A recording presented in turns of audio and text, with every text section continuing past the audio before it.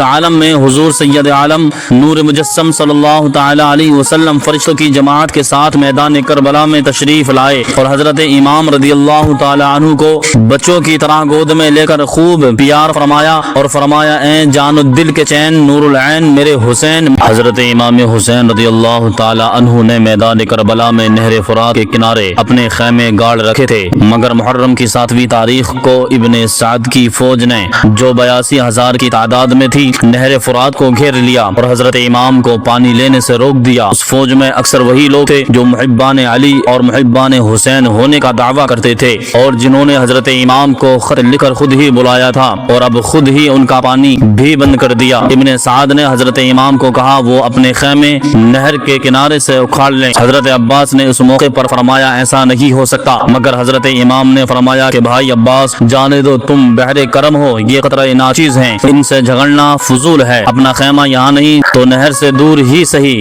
چنانچہ حضرت امام نے اپنا خیمہ وہاں سے اکھاڑنے کا حکم دے دیا۔ محرم کی 9ویں تاریخ کو حسینی لشکر میں سے حضرت امام کے رفیق حضرت امام سے اجازت لے کر ابن سعد کے پاس گئے اور جا کے اس کے پاس بیٹھ گئے۔ ابن سعد نے کہا کہ ہمدانی کیا تم مجھے مسلمان نہیں سمجھتے جو مجھے سلام نہیں کہا؟ ہمدانی بولے کہ ذوف ہے تیرے اس مسلمان بننے پر کہ دعویٰ تو اسلام کا کرتا ہے اور اہل بیت رسول کو دریا سے پانی تک نہیں لینے دیتا، نہر فرات سے جانور تک پانی پی رہے ہیں مگر ساقی کوثر کے لخت جگر پیاس سے تڑپ رہے ہیں۔ محرم کی 9ویں تاریخ کو صبح سے دوپہر تک ابن سعد سے گفتگو میں گزاری۔ بعد نماز ظہر حضرت امام حسین رضی اللہ تعالی عنہ خیمے سے باہر بیٹھے ہوئے کلام اللہ کی تلاوت فرما رہے تھے اور آنکھوں سے آنسو بہتے جاتے تھے۔ اس دشت ہولناک میں اس وقت کسی مسافر خدا پرست کا گزر ہوا۔ حضرت امام رضی اللہ تعالی عنہ کو اس عالم میں دیکھ کر اس نے آپ کا حال پوچھا۔ آپ نے فرمایا کوفیوں نے بڑی بڑی خوشامدوں سے خط اور قاصد بھیج کر مجھے بلایا اور اب میرے ساتھ بے وفائی اور دغا کر رہے ہیں اور میرے خون کے پیاسے ہو گئے ہیں۔ محرم کی 10ویں رات شام سے صبح تک حضرت امام نے عبادت الہی میں گزاری۔ رات کے پچھلے پہر آپ پر ایک استغراق کی کیفیت طاری ہوئی۔ حق تعالی کی یاد میں اس قدر محو